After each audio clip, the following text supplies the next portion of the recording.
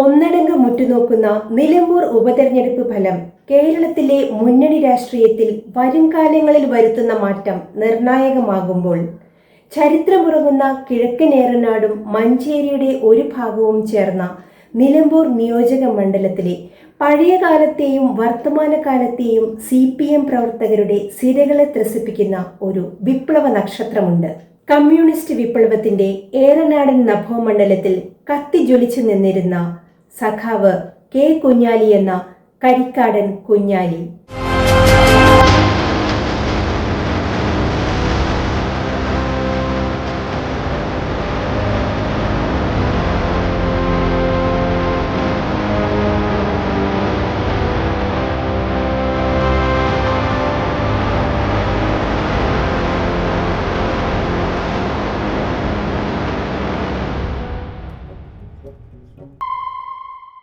കൊണ്ടോട്ടിക്കാരനായ കുഞ്ഞാലി കിഴക്കൻ ഏറനാട്ടിലെ തോട്ടം മേഖലയിൽ തൊഴിലാളികൾക്കൊപ്പം പ്രവർത്തിച്ച് പാർട്ടിയെ ശക്തിപ്പെടുത്തി വരുന്നതിനിടയിലാണ് 1965 നിയമസഭാ തെരഞ്ഞെടുപ്പിൽ സ്ഥാനാർത്ഥിയായി നിയോഗിക്കപ്പെടുന്നത്.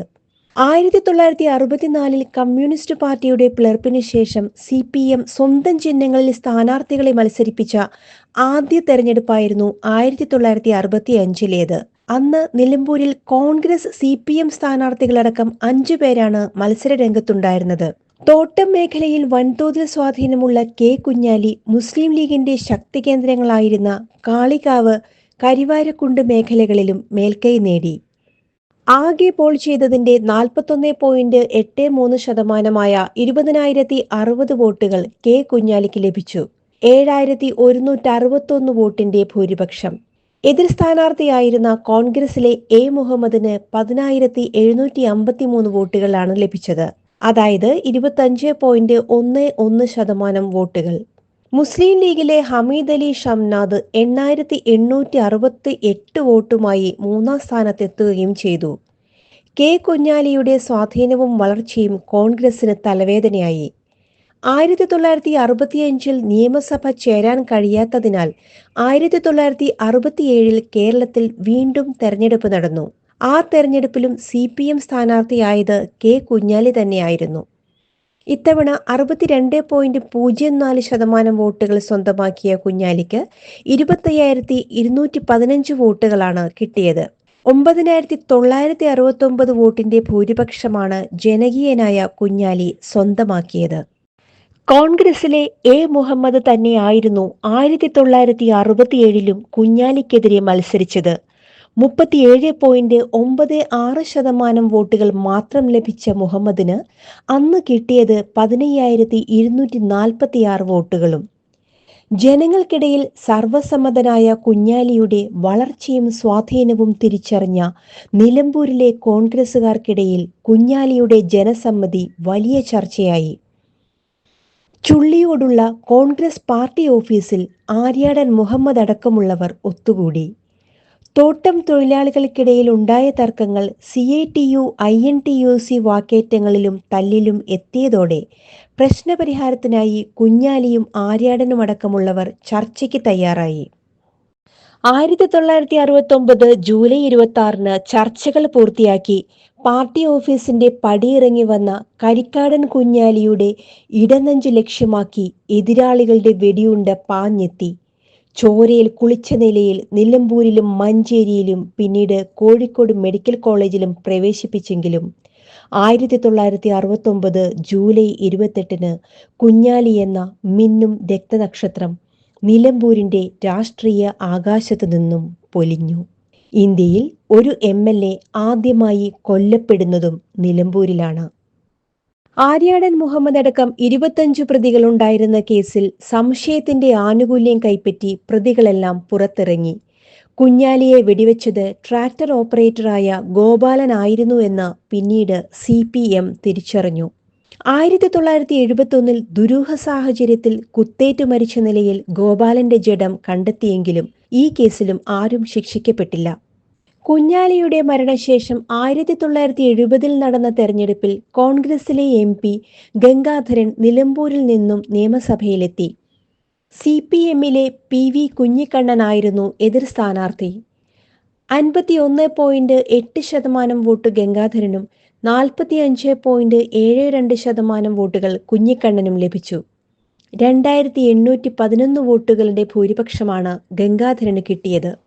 1977 കോൺഗ്രസിലെ ആര്യാടൻ മുഹമ്മദും CPMലെ കെ സൈതാലിക്കുട്ടിയും തമ്മിൽ നടന്ന തെരഞ്ഞെടുപ്പ് മത്സരത്തിൽ 7715 വോട്ടുകളുടെ ഭൂരിപക്ഷം നേടി കന്നി അംഗക്കാരനായ ആര്യാടൻ മുഹമ്മദ് വിജയിച്ചു. 1980 തെരഞ്ഞെടുപ്പിൽ ആന്റണി വിഭാഗം കോൺഗ്രസിലെ C ഹരിദാസും ഇന്ദിര വിഭാഗം കോൺഗ്രസിലെ TK ഹംസയും തമ്മിലായിരുന്നു പോരാട്ടം. 53.51% വോട്ടുകൾ നേടിയ C ഹരിദാസ് വിജയിച്ചെങ്കിലും 10 ദിവസത്തിനു ശേഷം ആര്യാടൻ മുഹമ്മദിനു വേണ്ടി ഹരിദാസ് രാജിവെച്ചു. പ്രത്യുപകാരമായി C ഹരിദാസ് രാജ്യസഭാംഗമായി നോമിനേറ്റ് ചെയ്യപ്പെട്ടു. 1982 തെരഞ്ഞെടുപ്പിൽ സ്വതന്ത്ര സ്ഥാനാർത്ഥിയായി മത്സരിച്ച TK ഹംസ വിജയിച്ചു. ആര്യാടൻ മുഹമ്മദിന്റെ ആദ്യ തോൽവിയായിരുന്നു 82. 1987 CPMലെ ദേവദാസ് പൊറ്റക്കാടിനെ പരാജയപ്പെടുത്തി ആര്യാടൻ മുഹമ്മദ് തെരഞ്ഞെടുക്കപ്പെട്ടു. 1991 10ാം നിയമസഭയിലും 1996 11ാം നിയമസഭയിലും പിന്നീട് 2001 2006 2011 ആര്യാടൻ മുഹമ്മദ് നിയമസഭയിലെത്തി.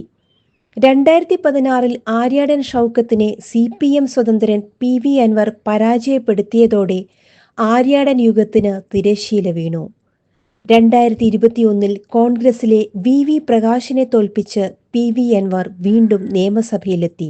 CPM നേതൃത്വവുമായും മുഖ്യമന്ത്രി പിണറായി വിജയനുമായും ഉണ്ടായ അഭിപ്രായ വ്യത്യാസം മൂലം MLA സ്ഥാനം രാജിവെച്ച PV അൻവർ ഇത്തവണയും വിജയിക്കുമെന്ന ശുഭപ്രതീക്ഷയിലാണ്.